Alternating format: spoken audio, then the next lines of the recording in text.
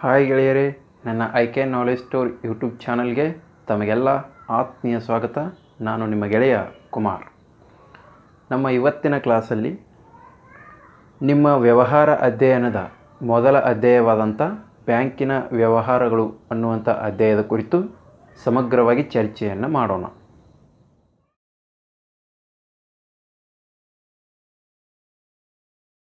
ಬ್ಯಾಂಕಿನ ವ್ಯವಹಾರಗಳು ಅಥವಾ ಇದಕ್ಕೆ ಬ್ಯಾಂಕ್ ಟ್ರಾನ್ಸಾಕ್ಷನ್ಸ್ ಅಂತ ಕರಿತೀವಿ. ಸೊ ಈ ಅಧ್ಯಾಯ ಅಥವಾ ಘಟಕದಲ್ಲಿ ನೀವು ಯಾವೆಲ್ಲ ಪ್ರಮುಖ ಅಂಶಗಳನ್ನು ಅಭ್ಯಾಸ ಮಾಡ್ತೀರಿ ಅಂದರೆ, ಮೊದಲನೇದ್ದು ಬ್ಯಾಂಕ್ ಎಂದರೇನು ಮತ್ತು ಅದರ ಅರ್ಥ. ಎರಡನೇದ್ದು, ಯಾವುದೇ ಒಂದು ಸಂಸ್ಥೆ ಬ್ಯಾಂಕ್ ಅಂತ ಅನ್ನಿಸ್ಕೋಬೇಕಾದ್ರೆ ಅದು ಕೆಲವೊಂದಿಷ್ಟು ಗುಣಲಕ್ಷಣಗಳನ್ನು ಹೊಂದಿರಲೇಬೇಕು. ಈ ಘಟಕದಲ್ಲಿ ತಾವು ಬ್ಯಾಂಕಿನ ಪ್ರಮುಖವಾದಂಥ ಗುಣಲಕ್ಷಣಗಳು ಯಾವುವು ಅನ್ನುವಂಥದ್ದನ್ನು ತಿಳಿದುಕೊಳ್ತೀರಾ. ಇನ್ನು ಮೂರನೇದಾಗಿ, ಬ್ಯಾಂಕು ಮತ್ತು ಅಂಚೆ ಕಚೇರಿಗಳಲ್ಲಿ ಯಾವ ರೀತಿಯಾದಂಥ ಹಣಕಾಸಿನ ವ್ಯವಹಾರಗಳು ನಡೀತಾ ಇರ್ತವೆ ಅನ್ನೋದನ್ನು ತಿಳಿದುಕೊಳ್ತೀರಿ. ಇನ್ನು ನಾಲ್ಕನೇದ್ದು, ಬ್ಯಾಂಕುಗಳ ವಿಧಗಳು. ಐದನೇದ್ದು, ಬ್ಯಾಂಕ್ ಖಾತೆ, ಅದರ ವಿಧಗಳು, ಆಮೇಲೆ ಬ್ಯಾಂಕ್ ಖಾತೆ ತೆರಿತಕ್ಕಂಥ ವಿಧಾನ ಯಾವ ಥರ ಇದೆ, ಇನ್ನು ಬ್ಯಾಂಕ್ ಖಾತೆಯ ಉಪಯೋಗ ಅಥವಾ ಲಾಭಗಳೇನು ಅನ್ನುವುದನ್ನು ನೀವು ಈ ಅಧ್ಯಾಯದಲ್ಲಿ ಓದ್ತಾ ಹೋಗ್ತೀರಾ. ಇಷ್ಟೆಲ್ಲ ಅಂಶಗಳು ಈ ಚಾಪ್ಟರಲ್ಲಿ ಕವರ್ ಆಗ್ತವೆ. ಸೊ ಇವತ್ತು ಬ್ಯಾಂಕ್ ಅನ್ನುವ ಪದದ ಬಳಕೆ ಯಾರಿಗೂ ಕೂಡ ಅಪರಿಚಿತವಾಗಿ ಉಳಿದಿಲ್ಲ. ಪ್ರತಿಯೊಬ್ಬರೂ ಕೂಡ ಒಂದಿಲ್ಲ ಒಂದು ವಿಧಗಳಲ್ಲಿ ಬ್ಯಾಂಕ್ನೊಂದಿಗೆ ಒಂದಿಲ್ಲ ಒಂದು ರೀತಿಯಾದಂಥ ವ್ಯವಹಾರವನ್ನು ಹೊಂದಿರ್ತಾರೆ. ಉದಾಹರಣೆಗೆ, ತಮ್ಮ ತಂದೆ ಅಥವಾ ತಾಯಿ ನೌಕರರಾಗಿದ್ದರೆ, ಅದು ಸರ್ಕಾರಿ ನೌಕರರೇ ಆಗಿರ್ಬೋದು ಅಥವಾ ಖಾಸಗಿ ವಲಯದ ನೌಕರರೇ ಆಗಿದ್ದರೆ, ಅವರ ಸಂಬಳ ನೇರವಾಗಿ ಏನಾಗ್ತಾ ಇರುತ್ತೆ ರೀ, ಅವರ ಬ್ಯಾಂಕ್ ಖಾತೆಗೇ ಜಮಾ ಆಗ್ತಾ ಇರ್ತದೆ. ಇನ್ನು ನೀವು ಸ್ಕಾಲರ್ಶಿಪ್ಗೆ ಅರ್ಜಿ ಹಾಕಿ ಅದರ ಫಲಾನುಭವಿಗಳು ಆಗಿದರೆ ಆ ಹಣ ಕೂಡ ನೇರವಾಗಿ ನಿಮ್ಮ ಖಾತೆಗೆ ಜಮೆ ಆಗ್ತದೆ. ಇನ್ನು ಕೆಲವೊಮ್ಮೆ ನಿಮ್ಮ ಶಾಲಾ ಕಾಲೇಜದ ಫೀಸ್ ಕೂಡ ಏನ್ರಿ ನೇರವಾಗಿ ಬ್ಯಾಂಕ್ ಖಾತೆಯಿಂದಾನೇ ನಿರ್ವಹಣೆ ಮಾಡಬೇಕಾಗಿ ಇರ್ತದೆ. ಇನ್ನು ನಿಮ್ಮ ಮನೆಯಲ್ಲಿ ಹಿರಿಯರಾಗಿದ್ದರೆ, ಅಂದರೆ 60 ವಯಸ್ಸಿಗಿಂತ ಹೆಚ್ಚಿಗೆ ಆಗಿದ್ದರೆ ಅವರಿಗೆ ನಾವು ಎಲ್ಡರ್ಲಿ ಪರ್ಸನ್ಸ್ ಅಂತ ಕರಿತೀವಿ ಅಥವಾ ಸೀನಿಯರ್ ಸಿಟಿಸನ್ಸ್ ಅಂತ ಕರಿತೀವಲ್ಲ. ಸೊ ಅಜ್ಜ ಅಥವಾ ಅಜ್ಜಿ ನಮ್ಮ ಭಾಷೆದಲ್ಲಿ ಹೇಳಿದ್ರೆ, ಅವರು 60 ವರ್ಷದ ಮೇಲ್ಪಟ್ಟು ಈ ಸರ್ಕಾರಿ ಪಿಂಚಣಿ ಅಂತ ಬರುತ್ತಲ್ಲ, ಮಾಸಿಕ ಪಿಂಚಣಿಯನ್ನು, ವಯೋಪಿಂಚಣಿಯನ್ನು ಪಡಿತಾ ಇದ್ದರೆ, ಆಗ ಕೂಡ ಅವರು ಬ್ಯಾಂಕ್ನಲ್ಲಿ ಅವರಿಗೆ ಬರ್ತಕ್ಕಂಥ ಪಿಂಚಣಿ ಹಣ ಆ ಬ್ಯಾಂಕ್ ಖಾತೆಗೆ ಅಥವಾ ಸಮೀಪದ ಪೋಸ್ಟ್ ಆಫೀಸ್ ಖಾತೆಗೆ ಏನಾಗ್ತಾ ಇರ್ತದೆ ರೀ, ಜಮಾ ಆಗ್ತಾ ಇರ್ತದೆ. ಹೀಗಾಗಿ ಅವರು ಕೂಡ ಈ ಬ್ಯಾಂಕ್ ವ್ಯವಹಾರ ಅಥವಾ ಅಂಚೆ ಸೇವೆಯೊಂದಿಗೆ ಸಂಪರ್ಕದಲ್ಲಿ ಇರ್ತಾರೆ. ಕೆಲವೊಮ್ಮೆ ಚೆಕ್ಗಳನ್ನು ಕೊಟ್ಟು ಅವುಗಳನ್ನು ನಮ್ಮ ಖಾತೆಗೆ ಅಥವಾ ಇನ್ನೊಬ್ಬರ ಖಾತೆಗೆ ಹಣ ಜಮೆ ಮಾಡಲಿಕ್ಕೂ ಕೂಡ ನಾವು ಬ್ಯಾಂಕಿಗೆ ಹೋಗುವುದುಂಟು. ಅದೇ ಥರ ಡಿ ಡಿ ತಗೊಳ್ಳಿಕ್ಕೆ ಕೂಡ ಅಥವಾ ಅದನ್ನು ನಾವು ಬುಕ್ ಮಾಡಲಿಕ್ಕೆ, ಡಿ ಡಿ ಬುಕ್ ಮಾಡಲಿಕ್ಕೆ ಕೂಡ ನಾವು ಬ್ಯಾಂಕಿಗೆ ಹೋಗ್ತೀವಿ, ಹೌದಲ್ವಾ? ಹೀಗಾಗಿ ಬ್ಯಾಂಕ್ ಅನ್ನೋ ಪದ ಇವತ್ತು ನಮಗೆ ಯಾರಿಗೂ ಕೂಡ ಹೊಸದಾಗಿ ಉಳಿದಿಲ್ಲ. ಬ್ಯಾಂಕುಗಳು ಸುಮಾರು 200 ವರ್ಷಗಳ ಹಿಂದೆ ತನ್ನ ಅಸ್ತಿತ್ವವನ್ನು ಪಡಿತಾ ಬಂದಿದ್ದಾವೆ. ಅಂದರೆ ಬ್ಯಾಂಕುಗಳ ಅಸ್ತಿತ್ವ ಇಂದು ನಿನ್ನೆಯದಲ್ಲ, ಸುಮಾರು 200 ವರ್ಷಗಳ ಹಿಂದೆ ಬ್ಯಾಂಕ್ ಅನ್ನೋ ಒಂದು ಸಂಸ್ಥೆ ಅಸ್ತಿತ್ವದಲ್ಲಿ ಇತ್ತು. ಬ್ಯಾಂಕ್ ಅನ್ನೋದು ಒಂದು ಹಣಕಾಸಿನ ವ್ಯವಹಾರಗಳನ್ನು ನಿರ್ವಹಿಸುವ ಸಂಸ್ಥೆ. ಆದ್ದರಿಂದ ಇದೊಂದು ಹಣಕಾಸು ಸಂಸ್ಥೆ ಅಂತ ನಾವು ಕರಿಬೋದು. ಗ್ರಾಹಕರಿಗೆ ತಮ್ಮ ಹಣದ ಭದ್ರತೆಯನ್ನು ನೀಡುವುದರಿಂದ ಇವತ್ತು ನೀವೆಲ್ಲರೂ ಏನು ಮಾಡ್ತಾ ಇದ್ದೀವಿ ರೀ, ಬ್ಯಾಂಕ್ನಲ್ಲಿ ನಮ್ಮ ಉಳಿತಾಯದ ಹಣವನ್ನು ಸಂಗ್ರಹ ಮಾಡಿ ಇಡ್ತಾ ಇದ್ದೀವಿ. ಹೀಗೆ ನಾವಿಟ್ಟಂಥ ಹಣವನ್ನು ನಮಗೆ ಬೇಕಾದಾಗ ನಾವು ಹಿಂಪಡೆಯತಕ್ಕಂಥ ಒಂದು ಖಾತ್ರಿಯನ್ನು ಕೂಡ ಈ ಬ್ಯಾಂಕ್ ನಮಗೆ ನೀಡುತ್ತೆ. ಬ್ಯಾಂಕುಗಳು ತಮ್ಮ ಗ್ರಾಹಕರಿಗೆ ಅನೇಕ ವಿಧವಾದಂಥ ಸಾಲ ಸೌಲಭ್ಯಗಳನ್ನು ಕೂಡ ಕೊಡ್ತವೆ. ಉದಾಹರಣೆಗೆ, ಸದ್ಯ ಹೆಚ್ಚು ಪ್ರಚಲಿತದಲ್ಲಿರೋದ್ರಿ ಗೋಲ್ಡ್ ಲೋನ್. ಈಗ ಪ್ರತಿಯೊಂದು ಬ್ಯಾಂಕು ಮುಂದು ನಾ ಮುಂದು ಅಂತ ಚಿನ್ನಾಭರಣಗಳ ಮೇಲೆ ಅಥವಾ ಬಂಗಾರದ ಆಭರಣಗಳ ಮೇಲೆ ಸಾಲವನ್ನು ಕೊಡ್ತಾ ಇದೆ. ಇನ್ನು ಕಾರ್ ಲೋನ್ ಅಥವಾ ವಾಹನ ಸಾಲ ಅಂತ ಕರಿಬೋದು. ಇನ್ನು ಹೌಸಿಂಗ್ ಫೈನಾನ್ಸ್ ಅಥವಾ ಹೌಸಿಂಗ್ ಲೋನ್ ಅಂತ ಕರಿತೇವೆ, ಗೃಹ ಸಾಲ ಅಂತ ಕರಿತೇವೆ. ಆಮೇಲೆ ಬಿಸ್ನೆಸ್ ಲೋನ್, ನೀವೇನಾದರೂ ಒಂದು ಬಿಸ್ನೆಸ್ ಮಾಡ್ತಾ ಇದ್ದರೆ ಅದಕ್ಕೂ ಕೂಡ ಕೆಲವೊಂದಿಷ್ಟು ಬ್ಯಾಂಕುಗಳು ಮುಂದೆ ಬಂದು ಬಿಸ್ನೆಸ್ ಲೋನನ್ನು ನಿಮಗೆ ಕೊಡ್ತವೆ. ಇನ್ನು ಪರ್ಸನಲ್ ಲೋನ್ ಅಂತ ಕೊಡ್ತವೆ. ಈ ಸ್ಯಾಲ್ರಿಡ್ ಪರ್ಸನ್ ಆಗಿದ್ದರೆ ಅವರಿಗೆ ಸಂಬಳ ಬರ್ತಾ ಇದ್ದರೆ ಪ್ರತಿ ತಿಂಗಳು ಅವರಿಗೆ ಕೂಡ ಈ ಪರ್ಸನಲ್ ಲೋನ್ ಅನ್ನುವಂಥದ್ದನ್ನು ಬ್ಯಾಂಕುಗಳು ಆಫರ್ ಮಾಡ್ತವೆ. ಬ್ಯಾಂಕುಗಳು ಈ ರೀತಿ ಕೊಟ್ಟ ಸಾಲಕ್ಕೆ ಬಡ್ಡಿಯನ್ನು ನಿರ್ಧಾರ ಮಾಡಿ ಅದನ್ನು ಸಾಲ ಪಡೆದಂಥ ವ್ಯಕ್ತಿಗಳಿಂದ ಅಥವಾ ಸಾಲಗಾರರಿಂದ ಪಡಿತಾ ಇರ್ತವೆ. ಬೇರೆ ಬೇರೆ ದೇಶಗಳ ವಿವಿಧ ಹಣ ಅಥವಾ ಕರೆನ್ಸಿಗಳನ್ನು ಕೂಡ ಈ ಬ್ಯಾಂಕ್ಗಳು ಏನು ಮಾಡ್ತಾವೆ ರೀ, ಎಕ್ಸ್ಚೇಂಜ್ ಅಥವಾ ವಿನಿಮಯವನ್ನು ಮಾಡಿ ಕೊಡ್ತವೆ. ಉದಾಹರಣೆಗೆ ನೀವು USA ಟೂರ್ ಅಂತ ಹೋದರೆ, ನೀವು USA ಟೂರ್ ಮಾಡಲಿಕ್ಕಂತ ಹೋದರೆ ಅಲ್ಲಿ ನಮ್ಮ ಈ ಭಾರತೀಯ ರೂಪಾಯಿಯನ್ನು ನಾವಲ್ಲಿ ಬಳಸಲಿಕ್ಕೆ ಬರೋದಿಲ್ಲ. ಯಾಕಂದರೆ ಅಲ್ಲಿಯ ಒಂದು ಹಣಕಾಸಿನ ಪದ್ಧತಿ ಬೇರೆ ಇದೆ. ಅಲ್ಲಿ ಡಾಲರನ್ನು ನಾವು ಬಳಸಬೇಕಾಗ್ತದೆ.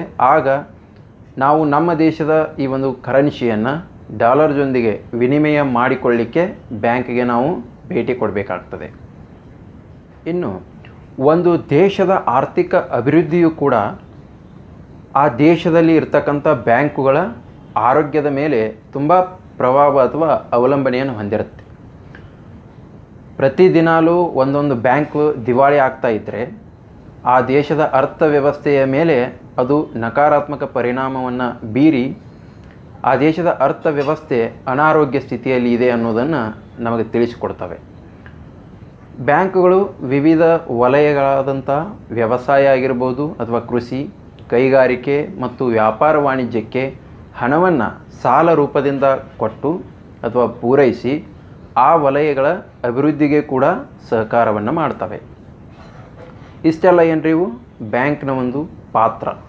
ಅಂದರೆ ಬ್ಯಾಂಕ್ ಅನ್ನೋ ಪದ ಅಥವಾ ಆ ಹಣಕಾಸು ಸಂಸ್ಥೆ ಸಮಾಜದಲ್ಲಿ ನಿಮ್ಮ ಮಧ್ಯೆ ಯಾವ ಥರ ಅಸ್ತಿತ್ವವನ್ನು ಪಡೆದುಕೊಂಡು ತನ್ನ ಪ್ರಾಮುಖ್ಯತೆಯನ್ನು ಹೊಂದಿದೆ ಅಂತ ತಿಳ್ಕೊಂಡ್ವಿ. ಈಗ ನಾವು ಬ್ಯಾಂಕ್ ಅಂದರೆ ಏನು ಅಂತ ನೋಡೋಣ. ಬ್ಯಾಂಕ್ ಎಂಬ ಪದವು ಇಟಾಲಿಯನ್ ಭಾಷೆಯ ಬ್ಯಾಂಕೋ ಎಂಬ ಪದದಿಂದ ಬಂದಿದೆ. ಬ್ಯಾಂಕ್ ಅನ್ನುವಂಥ ಈ ಪದ ಏನಿದೆ ರೀ, ಇದು ಇಟಾಲಿಯನ್ ಭಾಷೆಯ ಬ್ಯಾಂಕೋ ಅನ್ನುವಂಥ ಪದದಿಂದ ಬಂದಿದೆ ಅಥವಾ ಫ್ರೆಂಚ್ ಭಾಷೆಯ ಬ್ಯಾಂಕ್ ಎಂಬ ಶಬ್ದದಿಂದ ಬಂದಿದೆ ಅಂತ ಹೇಳ್ಬೋದು. ಈ ಬ್ಯಾಂಕೋ ಅಥವಾ ಬ್ಯಾಂಕ್ ಈ ಎರಡೂ ಪದದ ಅರ್ಥ ಒಂದೇ. ಅದೇನೆಂದರೆ ಬೆಂಚು ಅಂತ ಅರ್ಥ ಕೊಡುತ್ತೆ ಅಥವಾ ಹಣವನ್ನು ವಿನಿಮಯ ಮಾಡಿಕೊಳ್ಳುವ ಕೌಂಟರ್ ಅನ್ನೋ ಒಂದು ಅರ್ಥವನ್ನು ಕೊಡುತ್ತೆ. ಬ್ಯಾಂಕ್ ಎಂಬ ಹಣಕಾಸಿನ ಕಂಪನಿ ಅಥವಾ ಸಂಸ್ಥೆ ಹಣವನ್ನು ತಮ್ಮಲ್ಲಿ ಇಡುಗಂಟಾಗಿ ಇಟ್ಟುಕೊಂಡು, ಅಂದರೆ ಹಣವನ್ನು ಡೆಪಾಸಿಟ್ ಮಾಡ್ಕೋತಾರೆ. ಆಮೇಲೆ ನಾವು ಇಟ್ಟಂಥ ಹಣದಿಂದ ಅವಶ್ಯಕ ಇರುವವರಿಗೆ ಸಾಲ ರೂಪದಲ್ಲಿ ಹಣವನ್ನು ಕೊಡ್ತಕ್ಕಂಥ ಒಂದು ಸಂಸ್ಥೆ. ಉದಾಹರಣೆಗೆ ಈಗ ಜಾನ್ ಮತ್ತು ಲೀಲಾ ಅನ್ನುವಂಥ ಇಬ್ಬರು ಸ್ನೇಹಿತರಿರ್ತಾರೆ. ಇವರು ಎಕ್ಸ್ ಅಂತಕ್ಕಂಥ ಬ್ಯಾಂಕಲ್ಲಿ ಏನು ಮಾಡ್ತಾರೆ, ತಮ್ಮ ಒಂದು ಖಾತೆಯನ್ನು ಹೊಂದಿರ್ತಾರೆ. ಅದರಲ್ಲಿ ಅವರು 50,000 ರೂಪಾಯಿಗಳ ಹಣವನ್ನು, ಅಂದರೆ ಪ್ರತಿಯೊಬ್ಬರು 25,000 ಹಣ ಸೇರಿದರೆ 50,000 ರೂಪಾಯಿಗಳನ್ನು ಬ್ಯಾಂಕಲ್ಲಿ ಹೋಗಿ ಡೆಪಾಸಿಟ್ ಮಾಡ್ತಾರೆ. ಆಗ ಬ್ಯಾಂಕ್ ಏನು ಮಾಡುತ್ತೆ, ತನ್ನ ಹತ್ರ ಇರತಕ್ಕಂಥ 50,000 ರೂಪಾಯಲ್ಲಿ ಯಾರೋ ಒಬ್ಬರು ಹಣದ ಅವಶ್ಯಕತೆ ಇರ್ತಕ್ಕಂಥ ವ್ಯಕ್ತಿ ಅಥವಾ ಸಾಲವನ್ನು ಕೇಳಿಕೊಂಡು ಬ್ಯಾಂಕಿಗೆ ಬರ್ತಾರೆ. ರಾಬರ್ಟ್ ಅನ್ನುವಂಥ ಒಬ್ಬ ವ್ಯಕ್ತಿ ಅಂತ ತಿಳ್ಕೊಳ್ಳಿ. ಆ ವ್ಯಕ್ತಿ ಏನು ಮಾಡ್ತಾನೆ, ಬ್ಯಾಂಕಿಗೆ ಇಲ್ಲ ನಾನು ಬಿಸ್ನೆಸ್ ಮಾಡ್ತಾ ಇದ್ದೇನೆ, ಸೊ ನನಗೆ ಸಾಲ ಬೇಕು ಅಂತ ಬ್ಯಾಂಕಿಗೆ ಬರ್ತಾನೆ. ಆಗ ಈಗ ಬ್ಯಾಂಕ್ ಹತ್ರ ನೋಡಿ ಜಾನ್ ಕೊಟ್ಟಂಥ 25,000, ಲೀಲಾ ಕೊಟ್ಟಂಥ 25,000, ಒಟ್ಟಾರೆ 50,000 ಈಗ ಇಡುಗಂಟಿದೆ. ಆಗ ಬ್ಯಾಂಕ್ ಏನು ಮಾಡುತ್ತೆ, ರಾಬರ್ಟ್ ಅನ್ನುವಂಥ ವ್ಯಕ್ತಿಗೆ ಆತ 25,000 ರೂಪಾಯಿಗಳ ಬೇಡಿಕೆಯನ್ನು ಇಟ್ಟು ನನಗೆ ಸಾಲ ಕೊಡಿ ಅಂತ ಬಂದಾಗ ಈ 50,000ರಲ್ಲಿ 25,000ಗಳನ್ನು ತನ್ನ ಹತ್ರ ಇಟ್ಕೊಳ್ಳುತ್ತೆ. ಇನ್ನು ಮಿಕ್ಕ 25,000 ರೂಪಾಯಿಗಳನ್ನು ಏನು ಮಾಡುತ್ತೆ, ರಾಬರ್ಟ್ ಅನ್ನೋ ವ್ಯಕ್ತಿಗೆ ಸಾಲ ರೂಪದಲ್ಲಿ ಕೊಡುತ್ತೆ. ಅದು ಹಾಗೆ ಕೊಡೋದಿಲ್ಲ, ಹೆಚ್ಚಿನ ಬಡ್ಡಿಗೆ. ಅಂದರೆ ಈ ಜಾನ್ ಮತ್ತು ಲೀಲಾ ತಮ್ಮ ಅಕೌಂಟಿಗೆ ಏನು ಪಡಿತಿರ್ತಾರಲ್ಲ ಬಡ್ಡಿ, ಅಥವಾ ತಾವಿಟ್ಟಂಥ ಹಣಕ್ಕೆ ಪಡಿತಿರ್ತಕ್ಕಂಥ ಬಡ್ಡಿ, ಉದಾಹರಣೆಗೆ ಈಗ 3 ರೂಪಾಯಿ ಆಗಿದ್ದರೆ ಸದ್ಯ ಸೇವಿಂಗ್ಸ್ ಬ್ಯಾಂಕಲ್ಲಿ ಎಲ್ಲ ಬ್ಯಾಂಕುಗಳು ಕೊಡ್ತಕ್ಕಂಥ ಬಡ್ಡಿ ದರ ಎಷ್ಟಿದೆ, ಕೇವಲ 3 ರೂಪಾಯಿ, ಇಲ್ಲ ಪೋಸ್ಟ್ ಆಫೀಸಲ್ಲಿ 4 ರೂಪಾಯಿ ಇದೆ. ಆದರೆ ನೀವು ಸಾಲ ರೂಪದಲ್ಲಿ ಕೇಳಿಕ್ಕೆ ಹೋದರೆ 6 ರೂಪಾಯಿ, 7 ರೂಪಾಯಿ ಅಥವಾ 8 ರೂಪಾಯಿ, ಕೆಲವೊಂದು ಸಾಲಗಳಲ್ಲಿ ಪರ್ಸನಲ್ ಲೋನ್ಸ್ ಅಂತ ಇದ್ದಾವೆ 14-15 ರೂಪಾಯಿಗಳವರೆಗೂ ಚಾರ್ಜಸ್ ಮಾಡ್ತವೆ. ಸೊ ಈ ಥರ ಏನು ಮಾಡ್ತವೆ, ಯಾರಿಗೆ ಉಳಿತಾಯ ಮಾಡ್ತಕ್ಕಂಥ ಅವಶ್ಯಕತೆ ಇರುತ್ತೋ ಅವರಿಗೆ ಉಳಿತಾಯದ ರೂಪದಲ್ಲಿ ತನ್ನ ಹಣವನ್ನು ಬ್ಯಾಂಕ್ ತನ್ನ ಹತ್ರ ಜಮಾ ಮಾಡಿಕೊಳ್ಳುತ್ತೆ. ಯಾರಿಗೆ ಸಾಲ ರೂಪದ ಅವಶ್ಯಕತೆ ಅಥವಾ ಹಣದ ಅನಿವಾರ್ಯತೆ ಇದೆ ಅವರಿಗೆ ಸಾಲದ ರೂಪದಲ್ಲಿ ಹೆಚ್ಚಿನ ಬಡ್ಡಿ ದರಕ್ಕೆ ಏನು ಮಾಡುತ್ತೆ, ಆ ದುಡ್ಡನ್ನು ದುಡಿಲಿಕ್ಕೆ ಬಿಡುತ್ತೆ. ಆಗ ಬ್ಯಾಂಕ್ ರಾಬರ್ಟಿಗೆ ಏನು ಮಾಡುತ್ತೆ, ಎಲ್ಲ ರೀತಿಯಾದಂಥ ದಾಖಲಾತಿಗಳ ಪರಿಶೀಲನೆಯನ್ನು ಮಾಡಿ ಕೊನೆಗೆ ಹೌದು ಈಸ್ ಎಲಿಜಿಬಲ್ ಫಾರ್ ಲೋನ್ ಅಂತ ಕನ್ಸಿಡರ್ ಆದಮೇಲೆ 25,000 ರೂಪಾಯಿಗಳನ್ನು ಸಾಲ ಕೊಡುತ್ತೆ. ಅದು 6 ರೂಪಾಯಿ ಬಡ್ಡಿಗೆ. ಇತ್ತ ಜಾನ್ ಮತ್ತು ಲೀಲಾಗೆ ಕೇವಲ 3 ರೂಪಾಯಿ ಬಡ್ಡಿ ಕೊಟ್ಟರೆ ಇಲ್ಲಿ 6 ರೂಪಾಯಿ ಬಡ್ಡಿಗೆ ಈ ರಾಬರ್ಟ್ ಅನ್ನುವಂಥ ವ್ಯಕ್ತಿಗೆ ಸಾಲ ರೂಪದಿಂದ ಹಣವನ್ನು ಕೊಟ್ಟು ಈಗ ಏನು ಮಾಡುತ್ತೆ, ಬ್ಯಾಂಕು ಸುಮಾರು 3 ರೂಪಾಯಿಗಳವರೆಗಿನ ನಿವ್ವಳ ಲಾಭವನ್ನು ಪಡೆಯುತ್ತೆ. ಹೀಗಾಗಿ ಬ್ಯಾಂಕು ಗ್ರಾಹಕರು ಮತ್ತು ಸಾಲಗಾರರ ಮಧ್ಯೆ ಏನು ಮಾಡುತ್ತೆ, ಒಂದು ಸೇತುವೆ ಅಥವಾ ಏಜೆಂಟ್ ಆಗಿ ಕೆಲಸವನ್ನು ಮಾಡುತ್ತೆ. ಸೊ ಈಗ ಅದನ್ನು ನಾವು ಈ ಸ್ಕ್ರೀನ್ ಮೇಲೆ ಇರ್ತಕ್ಕಂಥ ಒಂದು ಚಿಕ್ಕದಾದಂಥ ಒಂದು ಪಿಕ್ಚರ್ ಮೂಲಕ ತಿಳ್ಕೊಳ್ಳೋಣ. ಬ್ಯಾಂಕ್ ಯಾವ ಥರ ಕೆಲಸ ಮಾಡುತ್ತೆ ಅಥವಾ ಬ್ಯಾಂಕಿನ ಪಾತ್ರ ಯಾವ ಥರ ಇದೆ. ಈಗ ಹೇಳಿದ್ನಲ್ಲ, ಎಕ್ಸ್ ಅನ್ನುವಂಥ ಒಂದು ಬ್ಯಾಂಕ್ ಇದೆ. ಎಕ್ಸ್ ಅನ್ನುವಂಥ ಬ್ಯಾಂಕಿಗೆ ಜಾನ್ ಮತ್ತು ಲೀಲಾ ಅನ್ನುವಂಥ ಇಬ್ಬರು ವ್ಯಕ್ತಿಗಳು ಏನು ಮಾಡ್ತಾರೆ ರೀ, ತಲಾ 25,000 ರೂಪಾಯಿ ಅಂತ ಒಟ್ಟಾರೆ 50,000 ರೂಪಾಯಿಗಳನ್ನು ಡೆಪಾಸಿಟ್ ಮಾಡ್ತಾರೆ ಬ್ಯಾಂಕಲ್ಲಿ. ಅವರೇನು ಗ್ರಾಹಕರು, ಜಾನ್ ಮತ್ತು ಲೀಲಾ. ಅಥವಾ ಅದು ಈ ಗ್ರಾಹಕರು ಇವರು ಬಂದು ಏನು ಮಾಡ್ತಾರೆ, ಈಗ ದುಡ್ಡನ್ನು 50,000 ರೂಪಾಯಿಗಳನ್ನು ಬ್ಯಾಂಕ್ನಲ್ಲಿ ಜಮಾ ಮಾಡಿದ್ದಾರೆ. ಸೊ ಆ ನಂತರ ರಾಬರ್ಟ್ ಅನ್ನುವಂಥ ವ್ಯಕ್ತಿ ಈತ ಏನು ತನಗೆ ಒಂದು ಬಿಸ್ನೆಸ್ ಮಾಡಲಿಕ್ಕೆ ಹಣದ ಅವಶ್ಯಕತೆ ಇದೆ ಅಂತ ಬ್ಯಾಂಕ್ ಮೊರೆ ಬಂದಂಥ ವ್ಯಕ್ತಿ. ಆತನಿಗೆ ಏನು ಮಾಡ್ತಾರೆ, ಈ ಬ್ಯಾಂಕ್ನವರು ಗ್ರಾಹಕರಿಂದ ಪಡೆದಂಥ ಅಮೌಂಟನ್ನು ಈ 50,000 ರೂಪಾಯಿಗಳಲ್ಲಿ ನಮಗೀಗ ರಾಬರ್ಟಿಗೆ ಹರಕತ್ತು ಅಥವಾ ಅವಶ್ಯಕತೆ ಇರುವಂಥ ಅಮೌಂಟ್ ಎಷ್ಟು ರೀ, 25,000. ಆ 25,000 ರೂಪಾಯಿಗಳನ್ನು ಏನು ಮಾಡುತ್ತೆ, ಹೆಚ್ಚಿನ ಬಡ್ಡಿ ದರಕ್ಕೆ, ಅಂದರೆ ಜಾನ್ ಮತ್ತು ಲೀಲಾಗೆ ಕೊಡ್ತಕ್ಕಂಥ ಬಡ್ಡಿ ದರಕ್ಕಿಂತ ಹೆಚ್ಚಿನ ಬಡ್ಡಿ ದರಕ್ಕೆ ಏನು ಮಾಡುತ್ತೆ, ಈ ರಾಬರ್ಟ್ ಅನ್ನುವಂಥ ವ್ಯಕ್ತಿಗೆ ಹಣವನ್ನು ಸಾಲ ರೂಪದಲ್ಲಿ ಕೊಟ್ಟು ಪ್ರತಿ ತಿಂಗಳಾನೋ ಅಥವಾ ಪ್ರತಿ ವರ್ಷವೂ ಅದಕ್ಕೆ ಅನುಕೂಲಕರವಾದಂಥ ರೀತಿಯಲ್ಲಿ ಏನು ಮಾಡುತ್ತೆ, ಬಡ್ಡಿಯನ್ನು ವಸೂಲಿ ಮಾಡ್ತಾ ನಿವ್ವಳ ಲಾಭವನ್ನು ಪಡಿತಾ ಬ್ಯಾಂಕು ತನ್ನ ಕಾರ್ಯಾಚರಣೆಯನ್ನು ಮಾಡ್ತಾ ಇರುತ್ತೆ.